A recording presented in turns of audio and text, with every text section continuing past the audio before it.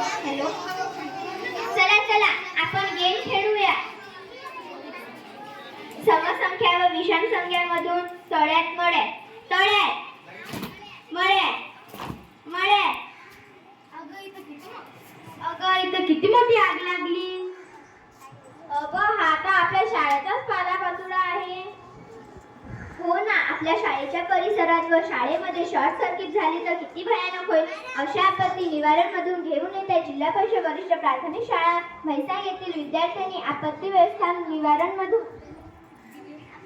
Wow, मला आपली शाळा खूपच आवडते. हो ना साक्षी? हो ग, शाळेत आल्यावर मनाला किती प्रसन्न वाटतं. प्रत्येक भिंती बोलतात, रंगरंगोटी किती सुंदर. आपल्या शाळेचे अक्षर किती छान आहे. सीसीटीव्ही कॅमेरा, कम्प्युटर साहित्य, प्रयोग साहित्य, खेळ साहित्य, मजाच मजा. अरे आपल्या ऑफिसच्या भिंतीवर तर मीटर फिट केलेले आहे. त्यामधून मला विजेच्या चिमट्या पडताना दिसत आहेत. काहीही बोलते का ग कशी? तुम्ही सगळे जण बघा, हळूहळू मुली निरीक्षण करू लागली आणि परत खूप जोरात आग लागली होती. आता मुली विचार करू लागली की अशा वेळी काय करायचं. घाबरू नका, आपल्याला माहीतच आहे अशी आग लागली तर आपण काय करू शकतो. हो ना, आपण आपत्ती व्यवस्थापन हे प्रकरण शिकलो आहोत. घाबरू नका, सर्वप्रथम मेन स्विच बंद करा.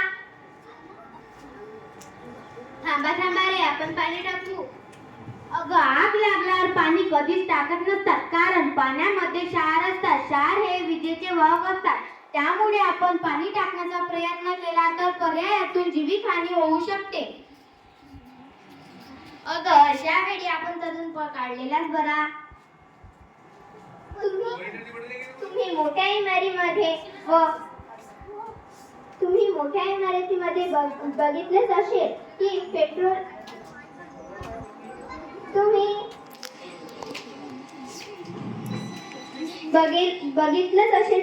पंप.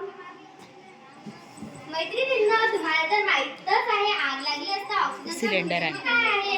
तर ऑक्सिजन समजा जळत नाही, परंतु जीवनास मदत करतो. हवेमध्ये ऑक्सिजनचे प्रमाण जास्त असल्यामुळे आग जास्त पेटत राहते. अशा वेळी वाळूच्या साहाय्याने ऑक्सिजनचा संपर्क कमी करता येईल. हो ग, यासाठी तिथं दुसरा कुठला तरी वायू टाकावा लागेल. अगं आपण सर्व उतरण्याच्या राष्ट्राचे भविष्य आहे. त्यासाठी आपल्याला सर्व गोष्टीचे ज्ञान असणे गरजेचे आहे. आणि अशा वेळी कुठलीही आपत्ती आली तर आपल्याजवळ महत्त्वाचे यंत्रणा नंबर असावे. जसे पोलिसांचा नंबर 100 आहे, जसे रुग्णवाहिकाचा नंबर 102 आहे, जसे अग्निशमनाचा नंबर 101 आहे, जसे आपत्ती नियंत्रण कक्षाचा नंबर 108 आहे, जसे चाइल्ड हेल्पलाईनचा नंबर 1098 आहे.